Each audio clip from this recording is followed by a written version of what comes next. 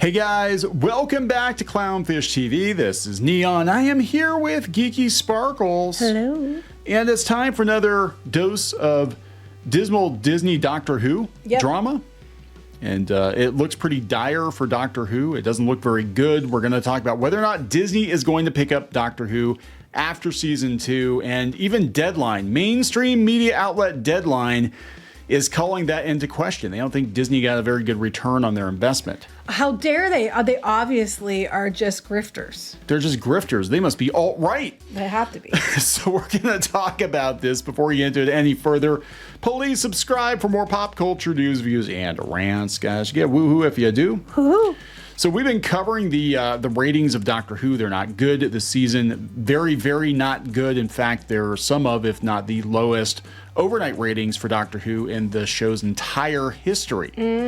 So Ncuti Gatwa's Doctor Who crashed the TARDIS. Jodie Whittaker, I think, definitely did some damage, but the ratings for this season are so much worse. And that's with Russell T Davies back. That's with him bringing David Tennant back at the beginning. It's also with him refusing to walk back the timeless children. It's also with him and company telling everybody they're a bunch of bigots and they shouldn't watch the show and they should go touch grass. So what did they expect? Yeah, there are a lot of reasons for this. Obviously, Russell T Davies 2024 is not Russell T Davies of 2005.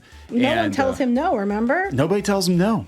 Yeah, and so yeah, a lot of people not happy with the show. I honestly have only watched bits and pieces of it. I don't care. I'm so...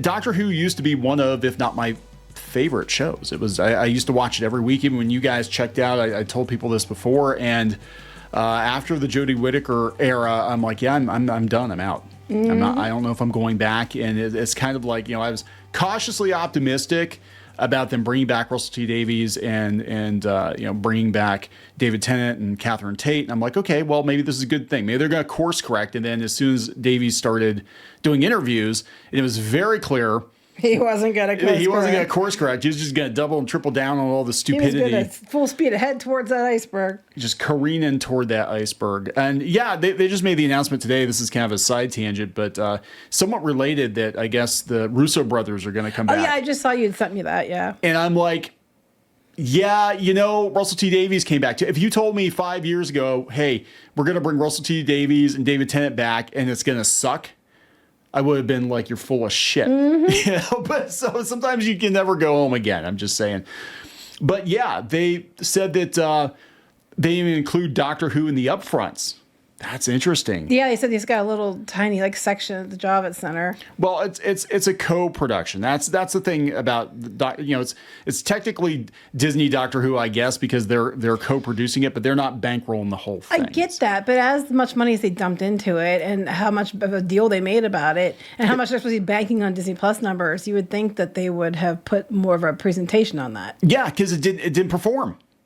It didn't perform. They're trying to hide it. I think they are. I think because a lot of people have been asking questions. They're like, okay, the BBC numbers are terrible. What are the Disney Plus numbers like? And I don't think the Disney Plus numbers are very good. They said almost completely absent from the upfronts at the Javits Center where Doctor Who, the iconic British sci-fi series that Disney Plus now co-produces. They said its lack of front and center placement may spin a yarn about the series' position in the Disney priority log nearly 3 years on from the big deal being struck. I think they struck the deal when there was lots and lots of free money, and they were desperately trying to secure as many viewers as they could to Disney Plus. And I think now that they've had to write off their own shows like Willow, I personally think they're going to take a look at this and be like, it costs too damn much money and there's no return on it.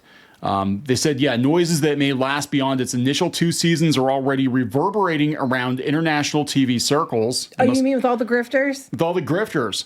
And one source close to the production tells us they feel its future hangs in the balance already. Yeah, they said Disney, BBC, and Bad Wolf all declined to talk to them. They did. I'm sure they did. Yeah, so they said they're talking about Davies' influence on the show, and he brought in sex ed star Ncuti Gatwa, who immediately started, shooting off his mouth. That's what his name's, Ncuti. Ncuti. Like if they just, here's the thing, and we've talked about this before. Sometimes you can put the message in the show. Sometimes they have for years. Yeah, sometimes the damage is done. I'm sitting here thinking about like Star Trek Next Generation is one of my all-time favorite TV shows. Love the show, right? I love Pickard. But okay, just people are gonna get mad. He calls the Pickard because tells the dog they're gonna watch Pickard. He knows it's Picard. I better clarify because the dog loves Picard. Some okay, idiot's gonna be like, you don't even know his name's Picard. No, he knows what his name is. It was a joke in one of the episodes. Anyway, I love the show. It's one of my all-time favorite shows. And I think about it now, like, if that show were made current year, how many of the cast members would be absolutely insufferable? Oh, they already are. Because they already are, right? I mean, you had, like, Will Wheaton and Marina Sirtis. If they had social media then like they do now, yes. Right. It would be like, would I have enjoyed the show? I mean, I was a kid when it was on But the thing is, they wouldn't have been nuanced. I mean, sometimes episodes were more overt, but they wouldn't have been nuanced. They would have been, like, more over the top in your face than they already were. And the same with Doctor Who, it's always been progressive and had messaging in it, but it was nuanced. And now they're just like, did you get it? Did you get it? Did you get it? Can you imagine like half the cast of Star Trek just constantly complaining about George Bush? Constantly, like nonstop. We had Bill, though, going on and on about, because I'm a lesbian. Did I mention I'm a lesbian? Every episode you had to learn all about how Bill was a lesbian all over again. I thought since we were talking about presidents, I thought you were talking about Bill Clinton. Oh, no. Like Bill Clinton's going on about, like, cigars. I'm a lesbian. Cigars. Oh, boy. Yeah, so they're talking about how they just don't think it's not good. They're talking about how the episodes are terrible. Wow, terrible. Space Babies was awful. Remember, they're like, oh my gosh, it's the best thing ever. No. Wow. No, it's not. Yeah, so let's see. They're talking about the influx of diverse characters led the tabloid press in particular to brand the show with terms such as woke obsession and peak woke. The tabloid press. So basically, anybody who calls it woke, you're not the real press like Deadline. You're the tabloid press. Okay. Kiss my ass, Deadline. Oh, God. So here's the thing. Let's get to the ratings. Like, regardless of what you think about the show itself, right? And some people said it's a marked improvement over Jodie Whittaker's run. It's not boring. That was the biggest problem I had at first with Jodie Whittaker's run before they destroyed the canon. Was it was boring as hell. And I'm like, I can't watch. I was even willing to give her a chance. I'm like, well, it's a new regeneration cycle. It could be a woman. River, they could explain it in universe. They could be like, well, River gave the 11th Doctor some regeneration energy and now he's got tits. I mean, you could have done that, whatever. It's science fiction. But the show's boring. And it could be a lot of things, but it should never be boring. But they said that the ratings are a problem. So when it comes to ratings, a complex picture has developed. In the UK, the first episode from May launched with a disappointing 2.6 million overnight viewers, miles behind the opener of Jodie Whittaker. And also shipping 2 million from the David Tennant specials. Oh, it's because everybody was outside touching grass. Right? That's what I told everyone. Yep. So they this didn't guy, watch it because they were touching grass. They were outside touching grass. Right. So the guy they were talking to earlier about how awful it is says he keeps a keen eye on the ratings. He says he was genuinely amazed when he checked out how big the drop was when consolidated 7-day viewing figures were taken into account. The entire series averaged an audience down almost 1.5 million per episode compared to Whittaker's last season. Yeah, not like Whittaker's first season or the other. No, her last. Her last season. Like everybody thought that was scraping the bottom. That was the floor. Now we're like a new floor. Now we're like pulling up the floorboards and we're sticking our fingers in the dirt. But while they were trying to break glass ceilings, they just dug themselves a new basement. Jeez. Yeah, pretty much. They've dug themselves a new hole, that's for sure. So now this is where it's interesting. The BBC is trying to do damage control. They said, armed with reams of its own internal data, the BBC has repeatedly stressed that overnights and even 7-day figures fail to paint a conclusive portrait of where Doctor Who is. Okay, sure. It's the top drama for under 35s this year. They keep going with that. But the point is we keep talking about it. We see it over article that they're not getting the younger audience watching TV. They're watching things like TikTok and YouTube. So they're all trying to get this audience. And good luck. And this audience doesn't support things. It's just the only reason you had people watching it, and you're probably counting views on TikTok for songs. Probably. Yeah, because they're up to the iPlayers and online stuff. iPlayer and So the BBC spokeswoman says that yeah, sure. overnights no longer provide an accurate picture of all those who watch drama in and around in the demand world, I guess. This season of Doctor Who premiered on iPlayer 24 hours early, which impacted the overnight figures. Yeah, but you have those numbers too, and they still aren't good. Yeah. So here's where it gets interesting. They're actually refuting it. This is, again, coming from Deadline, not Breitbart, not the alt-right. One industry source is not convinced. The ratings are a problem, they tell us. They can talk all they like about young viewers, but they're still down from the specials and down from the Jodie Whittaker series. I imagine serious conversations are happening, and Disney is going to want to see those results because they haven't renewed for season 3 yet. No. And they said that they doubt that they're going to. And they said they looked at Parrot Analytics, and they said they tell us Doctor Who was the most in-demand UK originating show. That's very odd. The most in-demand UK originating show. And they said there US. wasn't much competition, though. Yeah. They said Baby Reindeer, Bridgerton counts as a US originated show because that was Netflix paying for it, right? And Baby Reindeer was already out for a while. So that's not saying much. It reached a high of 7th on Disney Plus's list of most in-demand series, trailing The Simpsons and the Star Wars offshoots, and those are down significantly. Yes.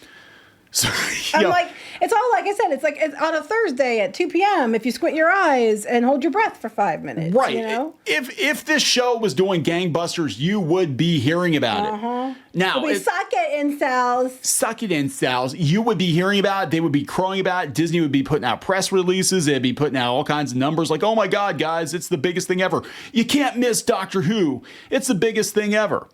And the thing that sucks about this is probably, I mean, this is speculation on my part, but like, I have to wonder if they only have so much money set aside for science fiction that's not Star Wars or Marvel, and instead of greenlighting another season of the Orville, they put the money into Doctor Who, and this, but they don't even own it, and it like failed miserably. They said, considering the marketing might and the budget, a senior U.S. rating source positions these figures as underwhelming. They acknowledge Doctor Who has long struggled attracting mainstream audiences in the U.S. No, they have not. No. They were even running the old Doctor Who episodes on like Sci-Fi when I was a kid, them and Dark Shadows, and I remember people at my lunch table talking about how they were watching them. You don't want to hear it, but when Doctor Who was the biggest, late David Tennant, early Matt Smith, it was, I hate to be that guy, and I'm not trying to sound like a bigot or anything, but it was a heterosexual love triangle with a younger, attractive doctor and a younger, attractive female companion. That worked, and they had a massive. Matt Smith's in particular, like it was massive. You could find the Doctor Who toys on the shelf in the U.S. It was big. It was huge. Squid King went as Matt Smith Doctor Who at a convention. He had his fez and everything. Like kids over here were really into Doctor Who, and then it kind of fell off, and then Capaldi came in. I think that kind of broke what was working here in the U.S. I personally, Capaldi is my favorite new Who Doctor. Actually, he might be my favorite Doctor, second only to Tom Baker. But I freaking love him. But that being said, like it broke the formula that worked here in the U.S., which was the younger doctor, the female companion, the love triangle, the romantic tension. It wasn't just the U.S. It worked like all over the place. It worked all over the place. It was huge everywhere. They had a massive female audience. And then I remember that one San Diego Comic-Con, the one producer was like, oh, you don't want to be the doctor's companion. No. You want to be the doctor. So that's what we're going to do. We're going to make you the doctor and then give her like some old dude as a companion, right? But they said one source close to the production believes Disney will need to make a decision on its future relationship with the show soon after the war between the land and the sea. No, they're doing a Who-universe, including the war between the land and sea. And the spinoff was alluded to the 73 Yards episode in the latest season that nobody gives a shit about. So you base it on a doctor iteration no one likes. They said sources are split on the extent to which Disney pulling out will harm the show's future. They're already talking like they think it's probably going to happen. Should have pulled out of things a long time ago. He should have pulled out. While it would no doubt be embarrassing, Doctor Who's mega budget increase is perhaps less noticeable on screen than first thought. One source says positioning Disney temples like The Mandalorian look far more expensive on screen. No, actually, I would say the Doctor Who, what I saw, the David Tennant specials at least, looked more expensive than Star Wars. They looked more expensive. I'd say they were about on par with with the Orville, but it's just people aren't watching it. Another person says it's going to be a disaster if Disney pulls out because it makes a mess all over the place. And it's embarrassing, right? Well, yeah, they said Disney has spent all this money. The question becomes what the BBC will do if they pull out. Now, what we heard from Russell T Davies is basically if Disney did not step in, that probably would have been the end of Doctor Who because of the situation the BBC's in right now, that they don't have the money, and then the whole TV license debacle, which I, as an American, don't fully understand, but apparently they're going to be losing their funding, and Doctor Who's expensive. Unless you're doing the Jodie Whittaker shows, in which case it just looks like a, drama or something. But yeah, this other person's like, well, I think it'll grow. I imagine Disney will want to be involved. They're not making money. I mean, Disney's canceling their own stuff. But then Disney makes decisions a lot of times where like, what the hell were you thinking? So who knows? I don't know. I mean, we'll see what happens. Look, it's too early to say. I think it probably does depend on how next season is going to go. But given the decline throughout this season, I think a lot of people are going to tune out, and this is very typical. Like you look at Jodie Whittaker's and you look at Peter Capaldi's, and the first season was the strongest, and then it just kind of would trail off and trail off and trail off.